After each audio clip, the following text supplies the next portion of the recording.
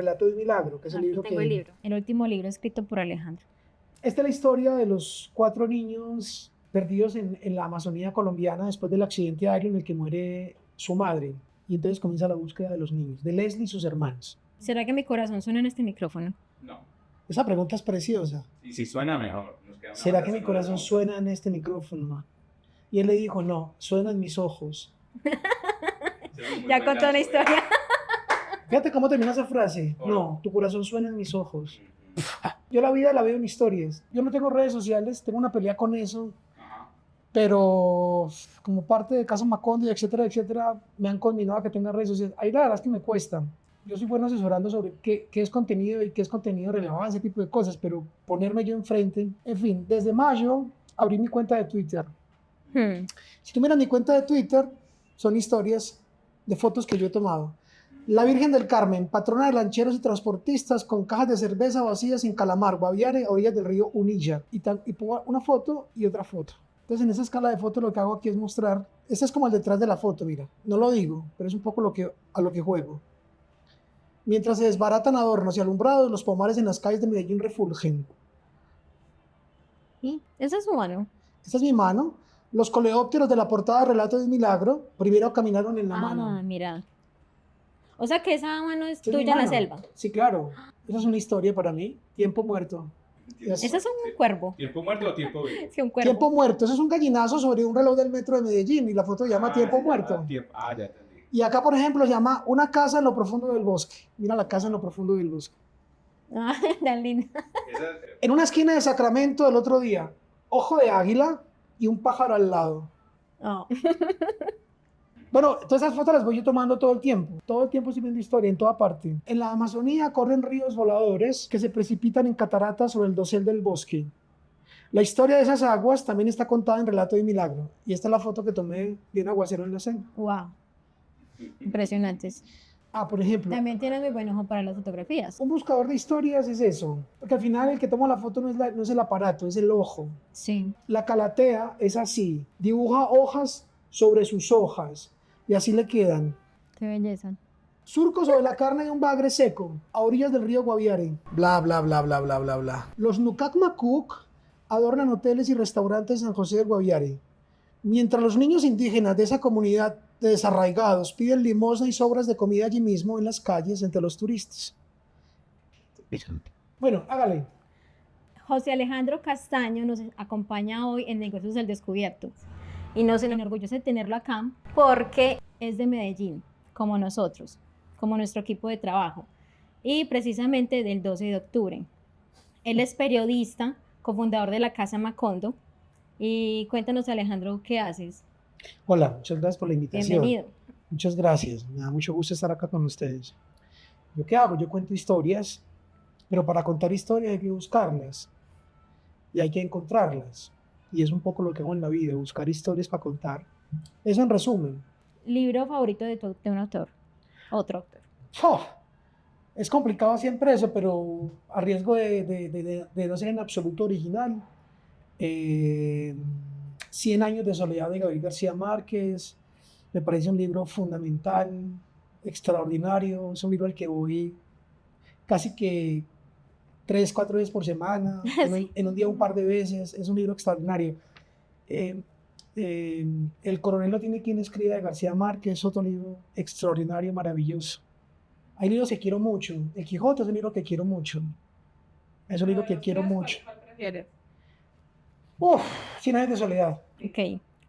¿Libro favorito de tu autoría? ¿Tienes 6? Este último. Sí, es tu favorito. Es el más reciente, sí. Pero no estará afectado porque es reciente. Sí, seguramente por eso, pero es un amor gozoso. Este libro es un amor gozoso. Ok. Nos interesa mucho y la razón por la que te invitamos a este podcast es porque nuestra audiencia de redes sociales está muy interesada en contar historias, pero casi nadie lo sabe hacer, casi nadie lo logra. Y conociéndote pues en nuestro medio, nos dimos cuenta que tienes un gran talento y ojo para encontrar las historias que envuelven a la gente, que la atrapan hasta el final. Cuéntanos cuáles son las bases de las historias. Yo creo que, claro, es una cosa muy grande, amplia. Una buena historia lo que entenderíamos como una buena historia es aquello que primero ha pasado por la experiencia personal. Lo que hoy mucho de lo que se comparte en redes sociales y a través de las diferentes plataformas no ha pasado por la experiencia personal. Y eso hace que esos contenidos carezcan de significado, de relevancia y de trascendencia. Sí. Mucho de lo que se comparte es insignificante, por eso, creo yo. Hay otras cosas que sumarían para esa categoría de insignificancia, pero mucho de lo que hoy se comparte es insignificante, es decir, carece de significado. Y una de las razones por las cuales son insignificantes es porque lo que se comparte no ha pasado por la experiencia. Y podemos hablar un poco de eso.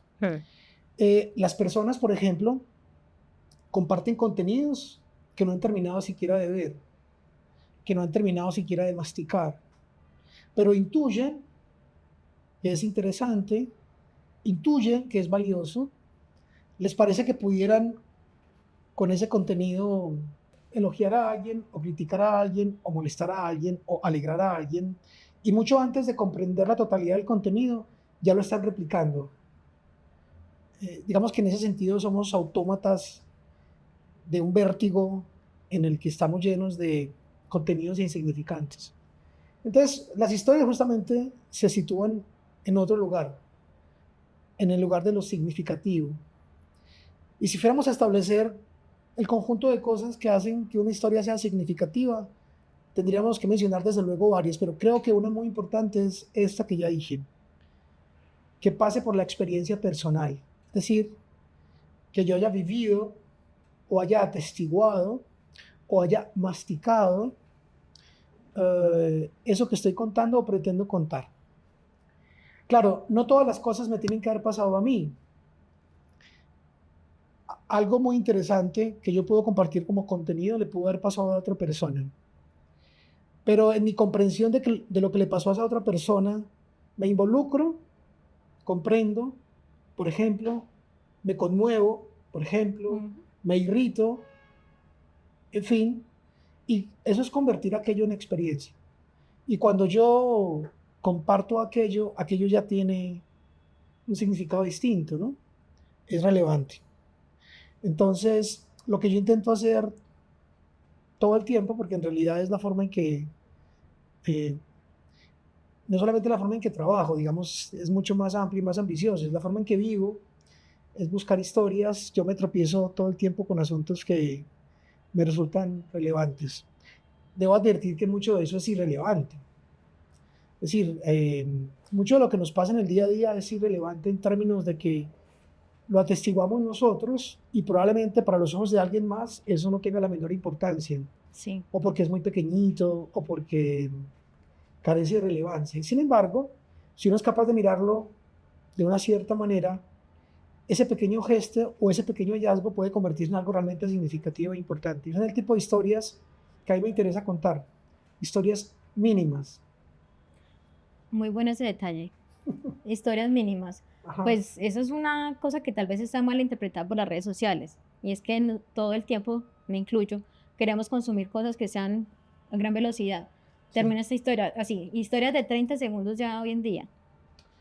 Sí, no se terminan de contar, no terminan todos los detalles.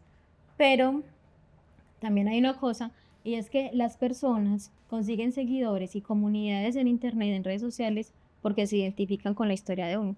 Sí. Yo como persona que entrega las historias a través de las redes sociales, tengo mis seguidores que se identifican con el contenido, para bien o para mal, porque están los hate también que dicen, ¿por qué montaste esto? Te ves muy fea, no sé qué cosas irrelevantes pues, pero también están los que se identifican porque tuvieron situaciones parecidas, viven de la misma manera o aspiran a ser así también. Sí. A ver, hay algo que tendría yo que aclarar, es que mi herramienta de narrativa es la escritura. Es decir, lo que yo hago es buscar historias para escribirlas. Yo soy escritor. Y en realidad mi búsqueda no está orientada a las redes sociales. Debo hacer esa salvedad. Me cuestan mucho las redes sociales y la práctica de las redes sociales es un asunto que digamos, en general me cuesta. Sí. Cuando acompaño procesos con terceros el asunto es bastante más fácil para mí en términos de que puedo orientar, aconsejar, sugerir y eventualmente, como lo he hecho en otros momentos de la vida, diseñar y producir contenidos. Sobre todo en el mundo editorial, pues, que ha sido el lugar en el que yo he transitado.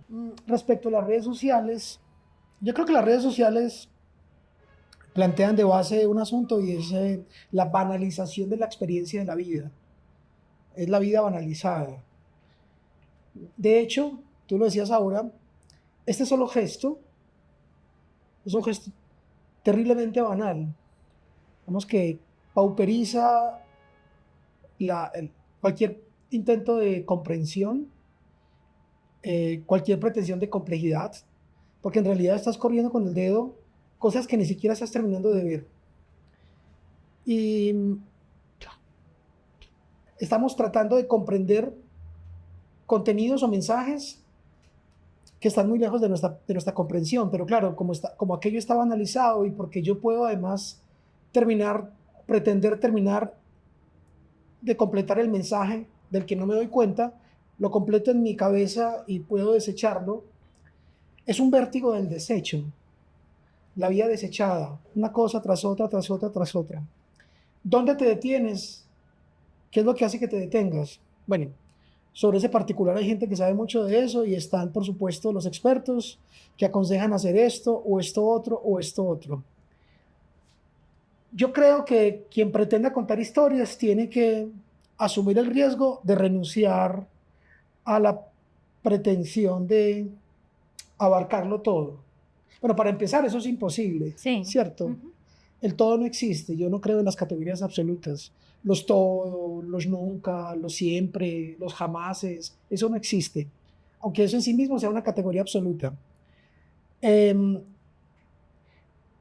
A lo que estamos abocados, me parece a mí como posibilidad, es a los mundos, a los pequeños mundos, a la realidad fraccionada. Y entonces, lo que la gente tendría que plantearse es, ¿a quién quiero contarle qué cosa? Cuando planteamos hablarle al mundo, pues estamos haciendo una declaración de ingenuidad, porque el mundo es una cosa infinita, ¿no? Entonces, es más bien como, ¿a quiénes quiero contarles y luego qué cosa? Creo que esas dos preguntas son muy importantes. Y después Sí. vienen los lenguajes, los recursos y las maneras.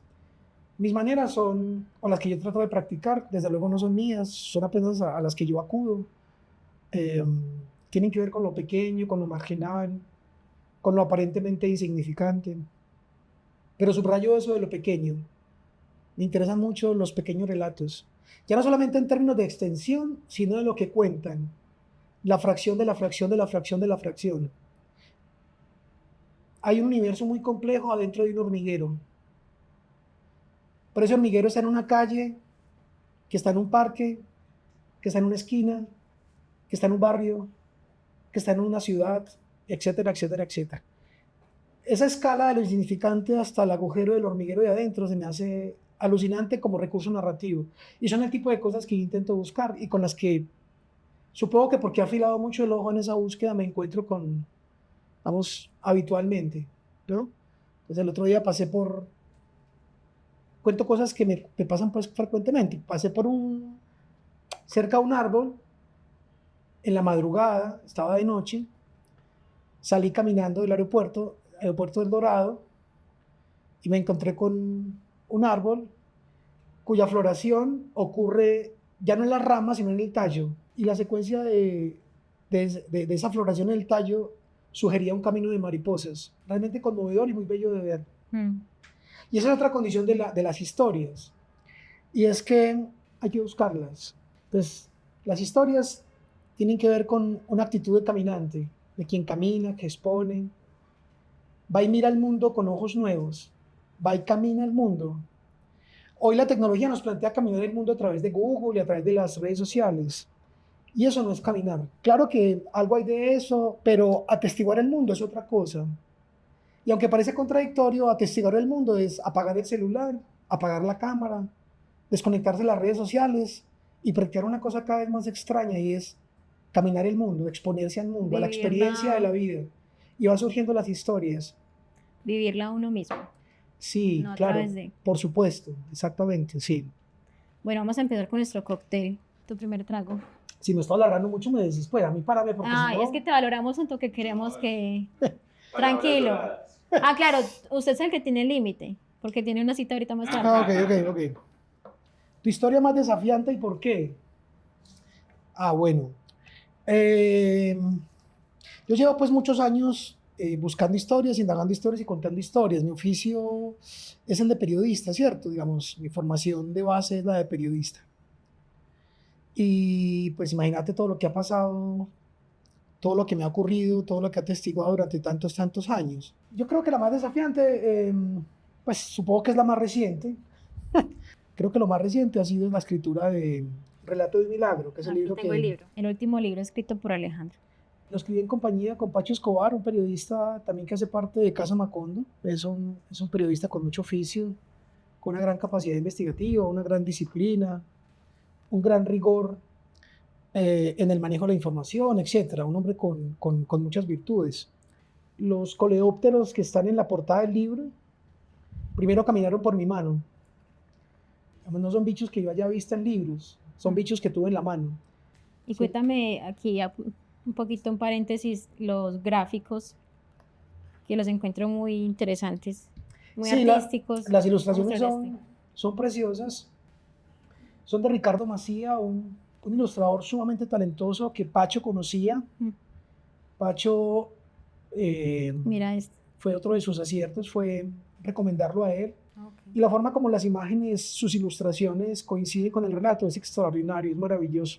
Como si nos hubiéramos puesto de acuerdo desde antes. Sí, Pero esas son las historias. Las historias son cosa viva. Y me parece que aquí queda demostrado, o por lo menos ilustrado. sí. Bueno, vamos con la segunda pregunta. La segunda, nos fuimos. Lo fuimos. ¿Qué hay detrás de una buena historia? ¿Cuáles son los ingredientes? A mí me gusta cocinar. Me parece muy bonito. Sobre todo cocinar. Me parece muy lindo cocinar para otros. Me parece que es un gesto muy amoroso. Ponerte en el lugar del que cocina para otros. Y me acuerdo que cuando mis niñas estaban chiquitas, Laura y Alejandra, siempre en la cocina incluíamos besos. Entonces siempre les pedía que lanzaran besos a lo que estábamos haciendo. Y aún de grandes todavía se los pido.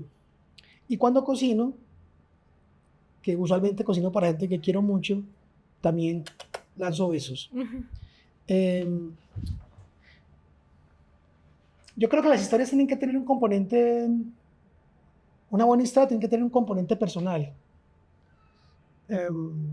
Ahí pierde un poco digamos, en el periodismo se apela a algo que creo que no existe, que es la objetividad. Eso evidentemente no existe, la objetividad no existe. Lo que debería existir en el periodismo en todo caso sería como la ecuanimidad, es decir, la capacidad para ver un lado y el otro, escuchar una voz y la otra, contrastar, creo que eso es muy importante. Pero creo que hay un componente emocional muy importante y creo que reconocer que hay un componente emocional en lo que buscamos, cuando tú tomas una fotografía, la objetividad ahí es imposible. Estás escogiendo un pedazo de la realidad y todo lo demás que está por fuera de la fotografía lo estás dejando por fuera de manera muy consciente. Hay un interés en mostrar cierta cosa. Eso no invalida las historias. Yo creo que por el contrario lo que hace es subrayarlas. De reconocer que tenemos una dimensión personal, íntima, ojalá, con las historias, es un ingrediente muy importante. A mí me interesan ciertas historias que están puestas en la margen. Me interesa mucho la margen como centro. Es un lugar al que suelo caminar, al que suelo ir. Ese tipo de historias me parece muy importante. Pero creo que reconocer el propio interés, reconocer lo que nos interesa, lo que nos gusta, lo que nos apasiona, el por dónde cojeamos en términos de lo que prefiero, eso es muy importante como un elemento que integra la búsqueda de las historias. Después está el lenguaje, definir el lenguaje, definir la voz. Yo tengo unas maneras en la escritura, no son mejores o peores, pero es una voz que yo creo que yo siento reconocible, por lo menos se pretende. y la forma en que hago partición de las palabras, la forma en que pretendo, por ejemplo, es una tontería, lo que estoy compartiendo es algo pues muy personal, no lo comparto como algo que sea, eh, que esté lejos de ser encomiable o admirable, nada de eso, lo comparto simplemente como mi propia experiencia. Tengo una manía incluso con el grosor de los párrafos, que yo cuento las líneas de los párrafos y quiero que el párrafo termine en cierto lugar y no en cualquier otro. Eso se puede notar acá. Sí, claro, en el libro se nota.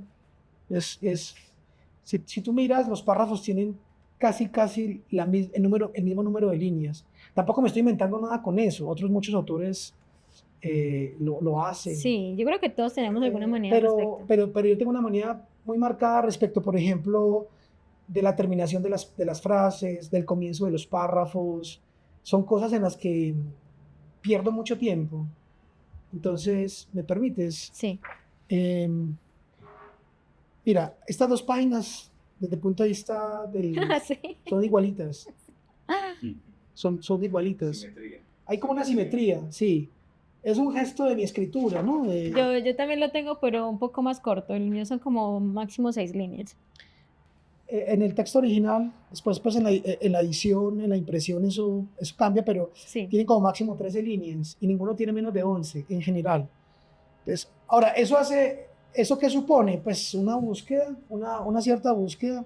Hay palabras que prefiero, otras que realmente me chocan. También quiero subrayar esto porque me parece importante. El patrimonio de una historia no son las palabras, ni siquiera cuando escribes. El patrimonio de una historia son las ideas. Las palabras están ahí, ¿cierto? Cuando la gente tiene dificultades para enfrentarse a la página en blanco, que es un lugar común con el que definimos pues ese instante en el que la persona no sabe qué escribir, la dificultad que suele tener frente a la página en blanco, qué escribo, qué pongo, no tiene que ver con las palabras. La dificultad que está expresando tiene que ver con la falta de ideas. Entonces lo que uno tendría que cultivar en la búsqueda de historias es el cultivo de las ideas. ¿Cómo te ha ido con eso? Pues esa es la Me pelea todo imagino el que al tiempo. principio, antes de tu carrera periodística, era una dificultad, ¿o no? Por eso es tan importante la lectura. Entonces la lectura y la escritura son caras de la misma moneda. Y por eso es tan importante leer, tener una experiencia de la lectura. Ya no solamente de libros, por supuesto que sí, ya no solamente de revistas, por supuesto que sí, sino de la realidad como objeto de lectura, la vida como objeto de lectura, e ir integrando a partir del estudio de otros, del estudio de los otros, tener autores preferidos, tener libros preferidos. Eso te suma ideas, y las ideas son recursos para abordar la realidad, para contrastar la realidad. No solamente ideas con las que puedas estar de acuerdo, eventualmente ideas con las que estás muy en desacuerdo, pero son tremendamente útiles para eso, para contrastar la realidad, para abordar la realidad, para ver la realidad y finalmente para contarla. Y soy un lector permanente, soy un lector diario de cosas que me interesan. Y luego un lector que saca cosas, mastica cosas y entonces reescribe. Yo más que un escritor me considero un reescritor y tiene que ver con eso, masticar y reescribir. Y eventualmente surgen las ideas, eventualmente van surgiendo las ideas. La gran dificultad que hoy tenemos como sociedad, yo creo que tiene que ver con eso, y es la falta de ideas. Lo que hace la gente es replicar, pero además replicar lo regurgitado, es todavía peor, y además lo regurgitado muchas veces, y hay una falta de asco, porque eso nos lo metemos a la boca y lo masticamos como propio, y lo engullimos, y eso, pues, para volver al principio, hay una pauperización de la experiencia de la vida. Entonces, las ideas son el recurso de la escritura, no las palabras. Y lo que hay que trabajar, profundizar, acrecentar, limar, trabajar, coser, descoser, son las ideas. Entonces, uno de mis ejercicios es la fotografía. La fotografía como recurso narrativo, ¿cierto? Para atestiguar cosas que veo y que después puedo o no puedo utilizar, pero que están ahí, como constancia, como experiencia. No sé si respondí la pregunta. No, usted respondió, yo creo que ya varias de las que hay aquí. Siempre te encontramos preguntas que ya respondiste antes, entonces vamos a omitirlas. Hábito que te gusta de ti. La curiosidad. la curiosidad. Hábito que quisiera mejorar. La duda, la duda. No, pero ¿sabes qué no? ¿Sabes por qué? Porque la duda creo que es muy importante. Que son cosas, pues, no es que esté buscando entre, ay, no, tengo un montón de cosas que me gustaría dejar. La primera en tu lista. La primera, La en mi primera lista- que pensó. la primera que pensó.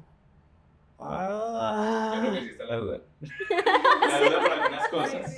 Sí. no, voy a decir, un propósito para este año, un propósito importante para este año, Laura, es ser mucho más cumplido. Entonces podríamos decir que el incumplimiento, pero no quiero decir eso. No me voy a preguntar, Hábito que quisieras mejorar. dejar de comer pan. Ah.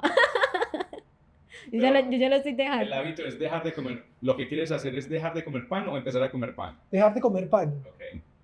Como mucho pan. Ok.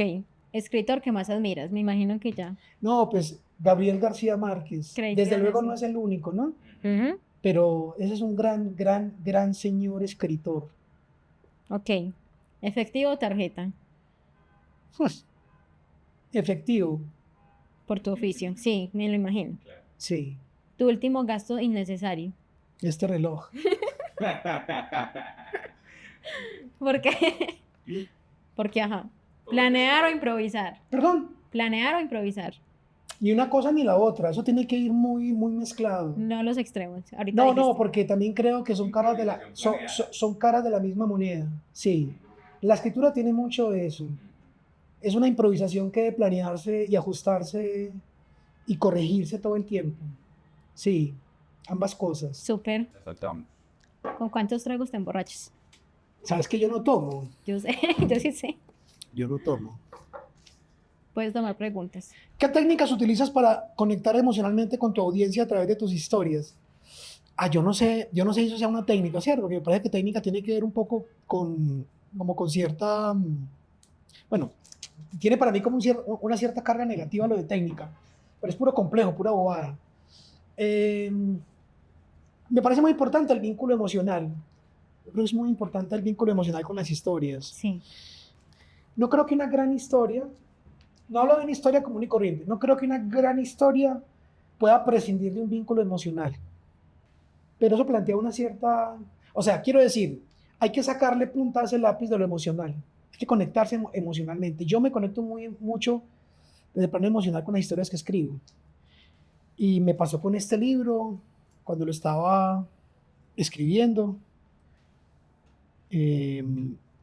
a partir de la compañía y el resguardo de Pacho como parte del ejercicio.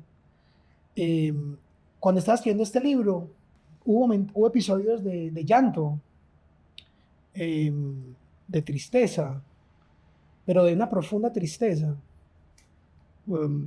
Mi esposa atestiguó todo aquello y eventualmente pues, me abrazó y me consoló. Y cuento esto no porque sea una gran cosa, en realidad es una pequeña cosa, ¿no? Pero creo que ese vínculo emocional es muy importante. Sin embargo, y esto me parece importante advertirlo, por lo menos desde mi propia experiencia, trasladar lo emocional al relato es otra cosa. Y yo creo que ahí es muy importante el recurso de la contención. No trasladarle mi tristeza, no trasladarle mi llanto al relato. Lo estoy padeciendo, lo estoy sufriendo, lo estoy experimentando, pero no se lo traslado al relato. ¿Por qué?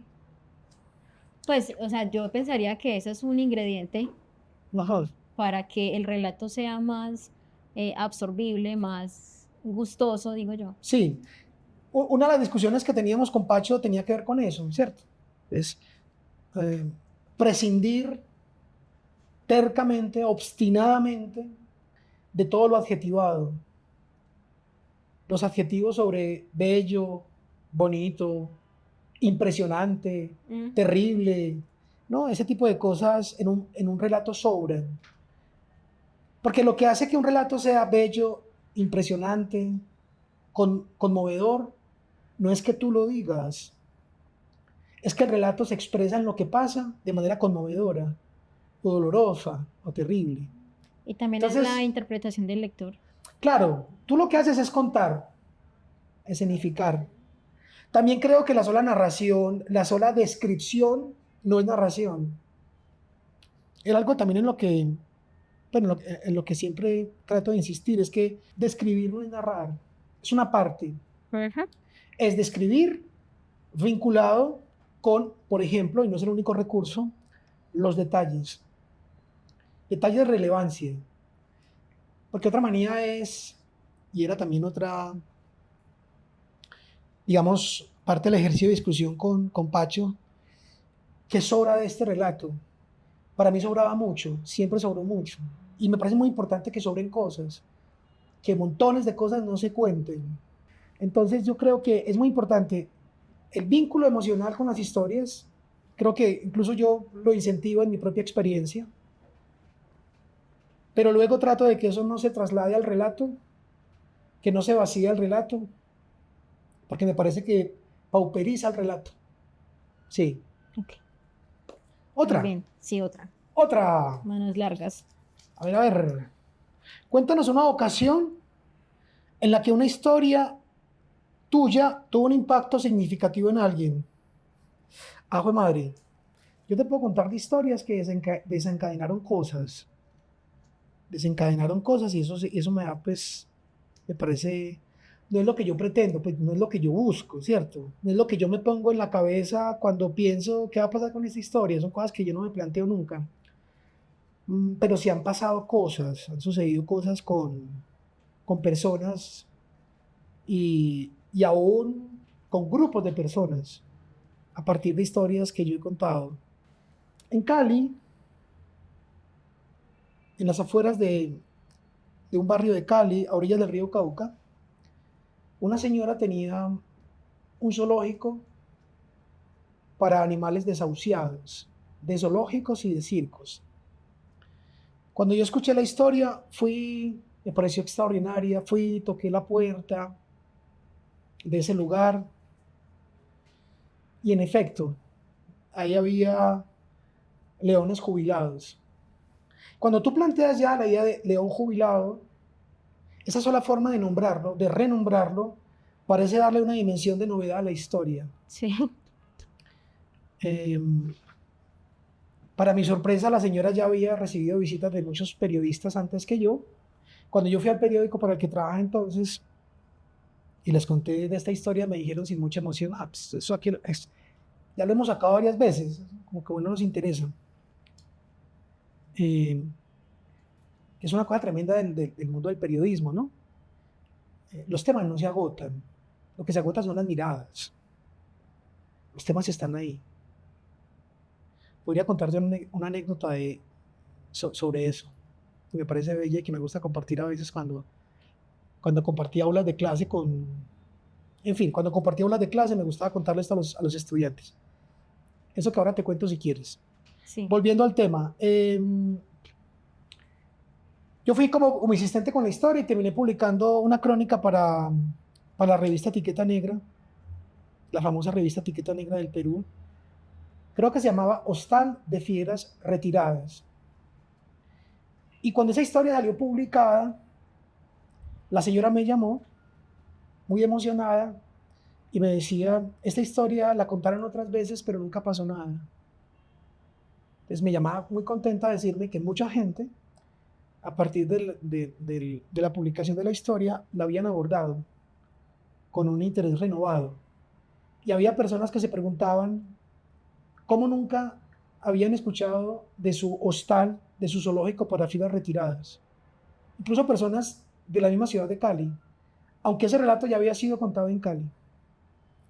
Y lo que eventualmente me lo contaba esa señora, descubrían esas personas es que la historia ya la habían escuchado, ya la habían oído de pasada, pero nunca se habían detenido en ella. Y cuando se detuvieron en ella, de pronto la historia ganó en relevancia, como que ganó en significado. Y eso derivó algunas cosas, digamos, positivas para ella y para su hostal en ese momento. Y para mí siempre, cuando esas cosas sucedían, a mí siempre me resultaba muy gratificante como que una historia desencadenara cosas. algunas han desencadenado cosas buenas y otras han desencadenado cosas negativas. Yo en esta ciudad conté la historia de las cuevas, que eran unos antros de prostitución y drogadicción en Barrio Triste. Yo me metí a las cuevas y conté unos relatos. El alcalde de la época mintió cuando dijo que él no sabía de esas cuevas. Por supuesto que era imposible que él no supiera, porque esas cuevas además estaban ya no recuerdo cuántos pasos, yo conté los pasos que había desde la Alpujarra hasta la entrada a las cuevas y daba como 1000 y tantos pasos. Era imposible que eso que estaba a 1000 y tantos pasos fuera algo desconocido para las autoridades de la ciudad. En fin, él decidió derrumbar las cuevas. Entonces, un gran operativo policial, después de mi publicación, 150 policías se tomaron las cuevas y al final eso lo derribaron. Y todos los indigentes que se drogaban bajo el amparo de un techo quedaron expuestos en la vida. Fue cuando las hordas de indigentes drogadictos se tomaron la avenida regional No te creo. y algunos comenzaron a morir atropellados. El sentimiento de frustración, de dolor, de rabia por haber contado aquello. ¿Sentiste también culpa? Absolutamente. Yo volví a las calles y entonces conté una historia. Fue mi primer libro publicado, que se llama La Isla de Morgan, contando un poco todo aquello. Ahora, eso fue en el 2002 y desde entonces, lejos de mejorar, todo ha empeorado. Esta es una ciudad que es una gran plaza de vicio al aire libre, al descampado. Es una gran plaza de vicio y eso es posible, primero y sobre todo, por la indiferencia de las personas, de nosotros. Ya nos da lo mismo, lo hemos normalizado. Y también por la protección, por el beneficio, por el lucro económico de los organismos de seguridad del Estado que se benefician de ese comercio de droga al aire libre en la ciudad de Medellín, sin lo cual eso no existiría ni se hubiera excedido como está excedido en toda la ciudad. En fin, ese es otro ejemplo de algo que Bueno, sí, eran historias. desencadenado de forma, digamos, negativa. Sí. Negativa de un punto de vista humano. Desde el punto de vista periodístico, señalar y advertir siempre es valioso, ¿no? Siempre es importante. Continúa con otra pregunta. ¡Ah, caramba! Otra. ¿Qué consejos le darías a aquellos que aspiran a ser grandes narradores de historias, especialmente en el ámbito de los medios digitales y las redes sociales? No, pero espere, tenemos que, de hecho, una intención de esto es enseñarle a las personas que queremos contar historias, pero no tenemos bases para hacerlo, ¿cierto? Sí. Yo les puedo contar así muy rápidamente esto. Para ser escritor, cuando yo estaba jovencito y veía y escuchaba las entrevistas de grandes escritores de la literatura, de muchos de ellos, por ejemplo, recuerdo a Vargas Llosa,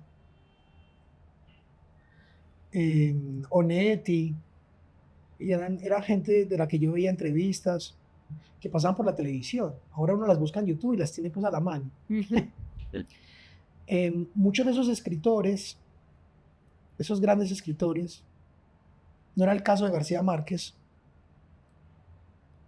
de otros escritores sí, provenían de unos abolengos familiares muy importantes en sus respectivas ciudades y países. Eran hijos de padres diplomáticos, niños que habían crecido alrededor de enormes bibliotecas, viajando por el mundo. Ya entonces me lo parecía, y ahora también, desde una distancia mucho menos crédula, eran todos como niños genios, ¿cierto? Entonces uno escuchaba a esos grandes escritores, hijos de diplomáticos, que habían sido criados hablando francés e inglés, que habían escrito una primera novela a los 12 años, y habían leído El Quijote a los 9, cosas así. Hoy todo eso me parece menos creíble. Lo cierto es esto: para ser escritor no hay que ser diplomático, hijo de diplomático.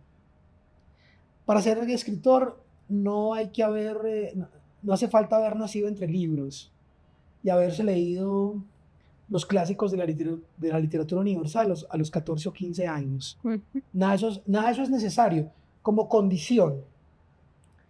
Ni hablar 2 y 3 idiomas, ni haber vivido fuera de tu país. Nada de eso es condición para ser escritor. Si hablas francés e inglés, maravilloso. Si leíste a Maupassant, los cuentos de Maupassant en francés, maravilloso. Si leíste El Quijote, maravilloso. Yo El Quijote lo he leído muchas veces en la universidad completico para hacer informes literarios, después completico por gusto y después por pedazos, siempre, y lo disfruto mucho. Pero esa tampoco es condición para ser escritor. Mi papá era vendedor de pan, era el panadero del barrio. Mi madre se jubiló en el SENA como empleada de servicios varios. Esa era la denominación de su contrato. Y yo fui un estudiante muy, muy desaplicado. ¿Sí? Muy desaplicado, porque era un niño muy curioso. Siempre me gustó leer y saber y hablar y buscar cosas, y yo me ensimismaba con hormigas y con arañas y con rincones y con sombras. Pero claro, eso entonces estaba muy lejos pues como de ser valorado como algo positivo, era como un asunto muy problemático. El asunto es que soy escritor y mi propia experiencia me ha alcanzado para hacerlo. Lo que quiero decir con esto es que el patrimonio inicial de todo narrador es su propia experiencia de vida. La madre que tuvo, el padre que tuvo, los hermanos que tuvo, los hermanos que no tuvo, lo bueno que le pasó, lo terrible que le pasó, lo que fue capaz de culminar, lo que dejó empezado, lo que tanto le dolió, lo que nunca le importó. Todo eso configura el tamaño de sus orejas, el color de sus ojos, el tamaño de todo lo demás, configura su experiencia personal y es su principal y primer patrimonio narrativo. Vos ves el mundo de una manera que no es mejor ni es peor que la mía o la de cualquiera. Es la forma en que tú ves el mundo. Y eso tiene que ver con la mamá que tuviste, las hermanas que tuviste, lo bueno que te pasó y lo bueno que no y lo no tan bueno que también te pasó. Valorar eso es muy importante. Entonces lo que yo le diría a la gente, no como consejo, sino apenas como compartir una experiencia personal, es no desdeñar de la propia experiencia personal. Confiar en eso. Y a partir de ahí, buscar e indagar. Hoy el mundo también propone lo contrario, ¿no? Y es copiar formulitas, leer a otros para copiar a otros. Entonces yo leo a otros y entonces comienzo a puntuar, a partir, a ensanchar los párrafos o a acortarlos porque es lo que hace Sutano y entonces yo creo que así va a funcionar. Eso se nota. Por supuesto que copiar es un primer recurso de aprendizaje y es muy importante, como cuando los estudiantes de pintura o dibujo copian a otros artistas. Eso es parte del aprendizaje. Como algo primero, es sumamente valioso. Después está la propia búsqueda. Y en esa propia búsqueda estamos solos. No tenerle miedo a esa soledad es parte de la condición de quien pretende contar. Pero claro, yo estoy hablando de la experiencia de quien escribe libros.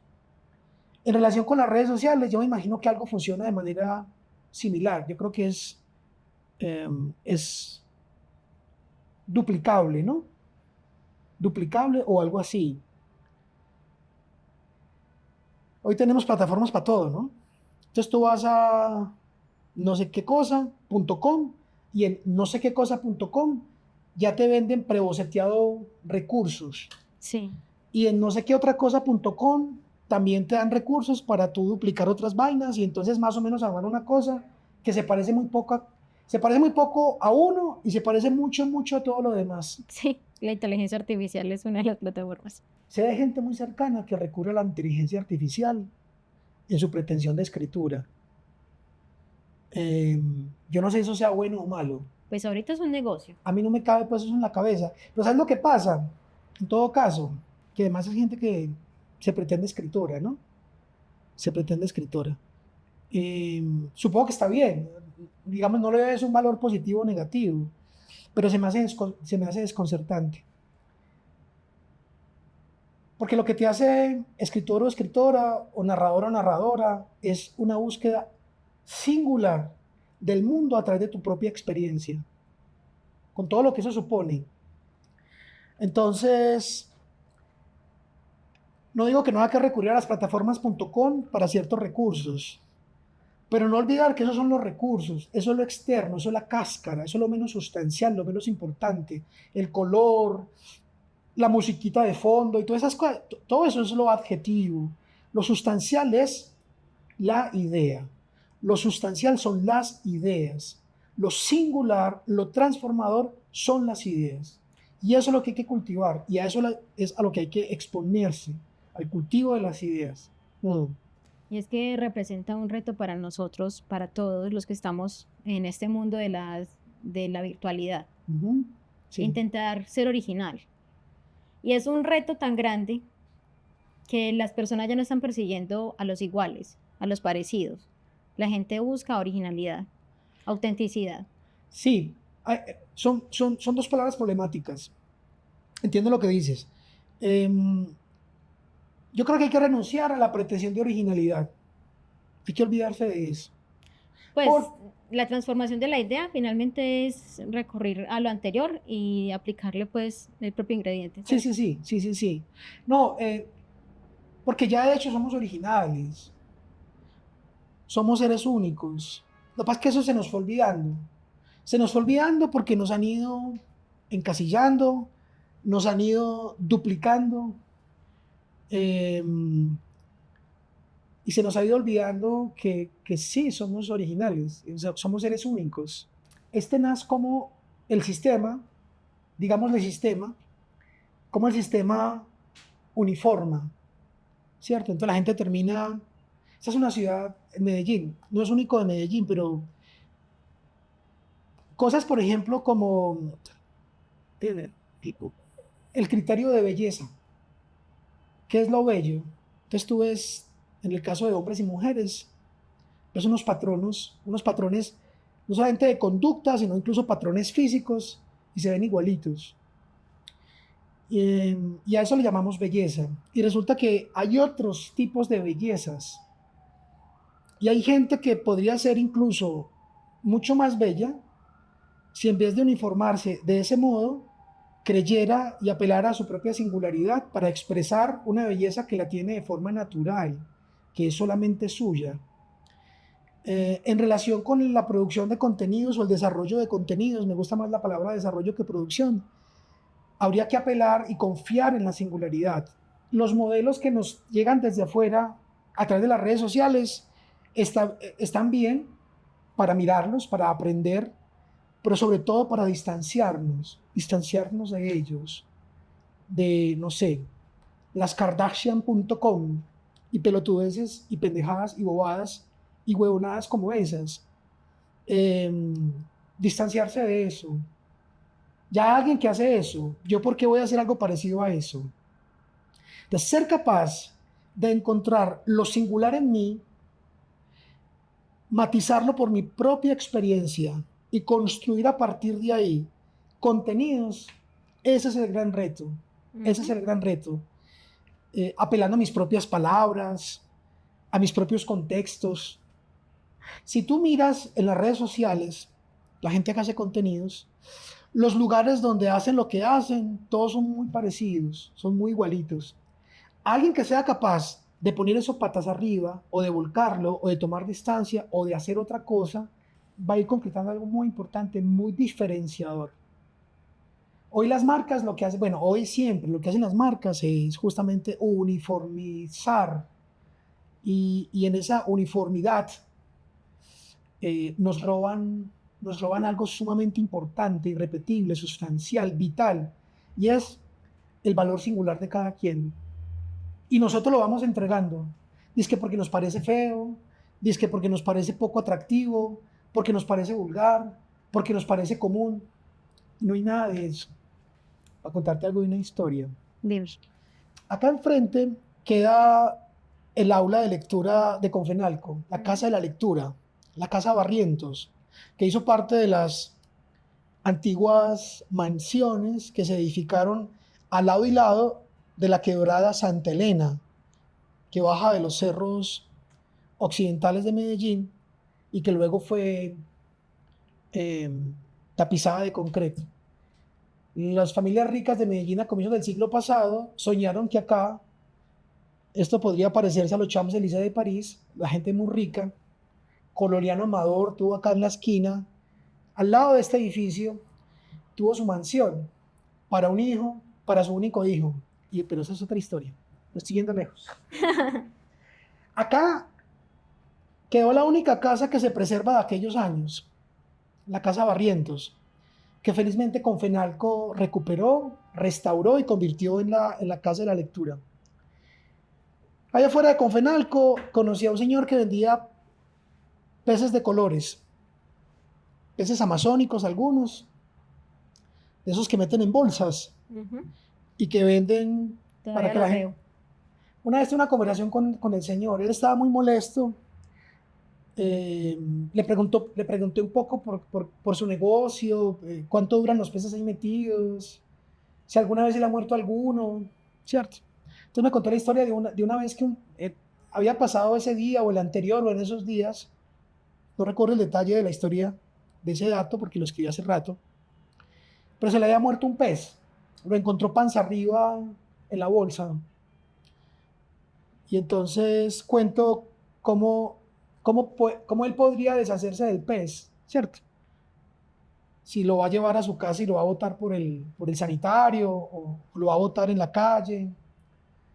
Y después de que esté botado en la calle, la escobita que pasa barriendo mugre y papeles de golosinas y cuscas de cigarrillos se va a encontrar ese pez y se va a preguntar algo. Si el pez va a terminar en una alcantarilla porque llueva. Entonces terminan las aguas de la quebrada Santa Elena, él que es un pez del río Amazonas, o de una cuenca del Amazonas. La imaginación es un recurso narrativo muy poderoso. Y en el periodismo yo creo que la imaginación es un recurso crucial, fundamental. No para inventar. En el periodismo la imaginación no inventa.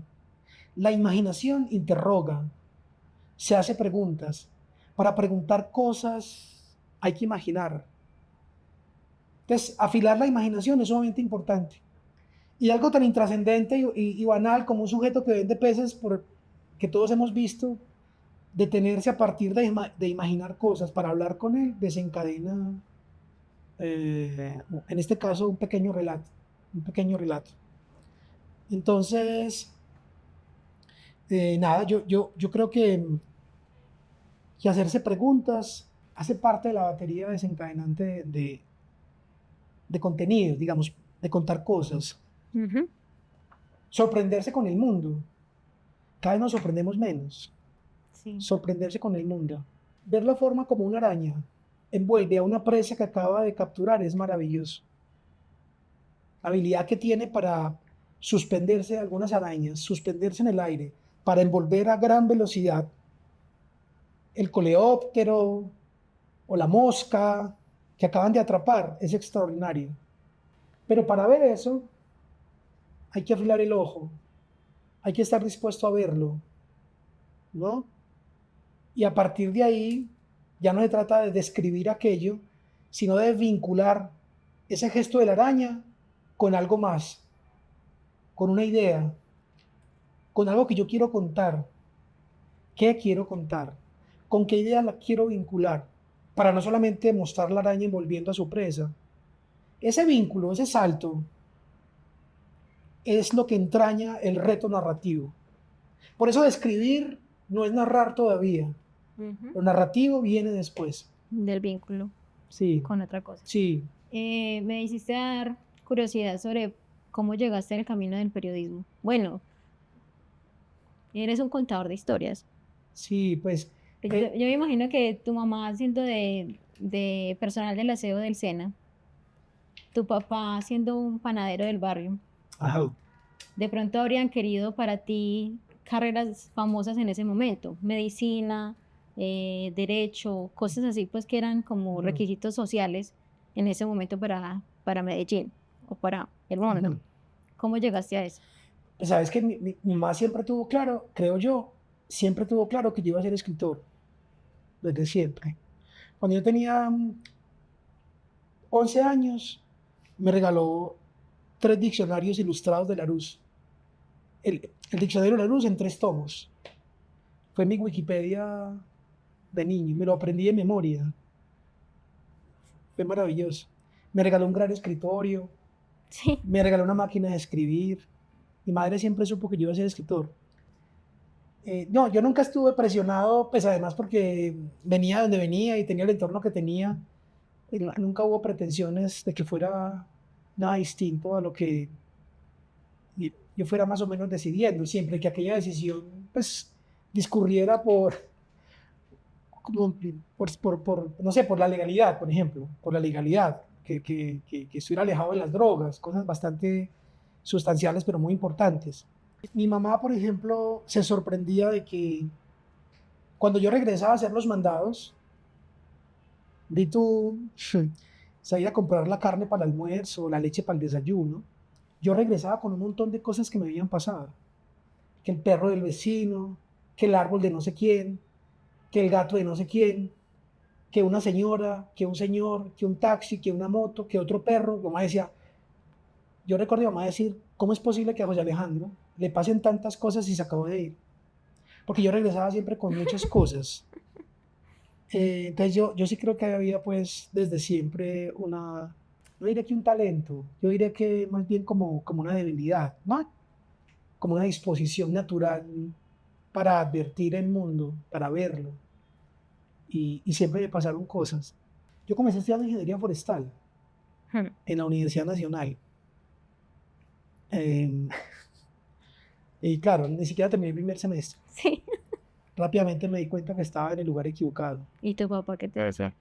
No, fue hermoso, digamos, eh, encontrar que, claro, yo no tenía madera para eso, sino para otra cosa, que estaba frente a mis ojos, que además era muy obvio, que era escribir. Y lo más cercano a eso, pues, era ser periodista. Sí, yo escogí ingeniería forestal, pues porque era bueno en matemáticas, me iba muy bien en matemáticas. Y entonces, digamos, se me da fácil el aprendizaje y se me da fácil explicarle a mis compañeros eh, cosas de matemáticas. Entonces me presenté a la Universidad Nacional y pasé. Y recuerdo que incluso por el puntaje de ingreso me permitieron no ver dos materias que eran como de ingreso, eran como matemáticas operativas, recuerdo que era una. Y bueno, en fin, esa era una de las materias.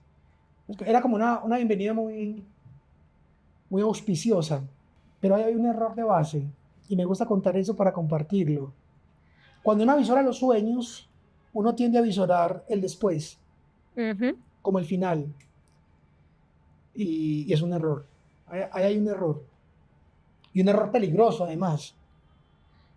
Yo me imaginaba, date la bobada pues, siendo escritor de libros, de novelas, de cuentos, en un bosque, perdido en una montaña, como ingeniero forestal, metido en una cabaña. Entonces tenía sentido para mí, de manera muy ingenua, tenía para mí sentido ser ingeniero forestal. Obvio. Muy charro. No, pues absolutamente. No, pero creo que a todos nos absolutamente. ha pasado. Pues claro, tú tienes que entender que entre el sueño, el anhelo, el deseo, hay un camino, y que ese camino en este caso era una ingeniería que había que hacer. Y yo rápidamente, no, o sea, no acabé el semestre, me di cuenta que esa cuota, para eso que yo estaba visorando, yo no estaba dispuesta a pagarla, no tenía sentido para mí. Me presenté a la Universidad de Antioquia, a periodismo, a comunicación social, y pues por supuesto Ya pasé en la salsa. y me encontré donde tenía que encontrarme, ¿no? Entonces, no es lo que anhelas solamente, es lo que estás dispuesto a transitar para alcanzar ese anhelo. Eso es parte de la transacción vital de la vida, es muy importante, me parece. Es una obviedad, pero a veces no es tan obvio. No. Ahora, Cuando uno está dentro de la situación, no logra verla claro. obvio. Sí, claro. Uno desde afuera, pues claro que puede ver lo que le pasa al otro y criticarlo y advertirle, Tal cual. pero uno dentro de la situación no es capaz. Claro, y uno de los retos existenciales de la vida cruciales es ese, tomar distancia, ser capaz de tomar distancia de los asuntos, de las personas, de las situaciones. Respecto a este libro, hubo retos personales muy grandes para intentar tomar distancia de lo que estaba sucediendo en medio de la escritura. Es un gran reto, es un gran reto. Decirlo es mucho más fácil que hacerlo. Tomar distancia, mirar en perspectiva, eso es fundamental. Y cuando se pretende contar historias, también es crucial tomar distancia y mirar en perspectiva, ¿cierto? Por ejemplo, ¿para qué? Entre otras cosas, para el asunto de las equivalencias de tamaño, ¿cierto? Cuando se narra, es muy importante que esto que me parece, no sé, triste o lamentable o extraordinario o impresionante, yo lo pongo a veces en perspectiva con otra cosa y eso es bastante menos impresionante. O a lo mejor todavía es más impresionante. Cotejar las ideas, por eso te digo que es tan crucial, poder enfrentar las ideas en ese ejercicio dialéctico. La escritura es eso, pues, la escritura es un ejercicio dialéctico. Pero bueno, en fin. Yo te iba a decir otra cosa que parece importante, intentando responder a tus preguntas, Laura, y es que las redes sociales no son un fin, son un medio, son un recurso. Lo más importante no pasa en las redes sociales, ni siquiera respecto del, no sé, producto, contenido, idea o lo que quieras tú vender, compartir.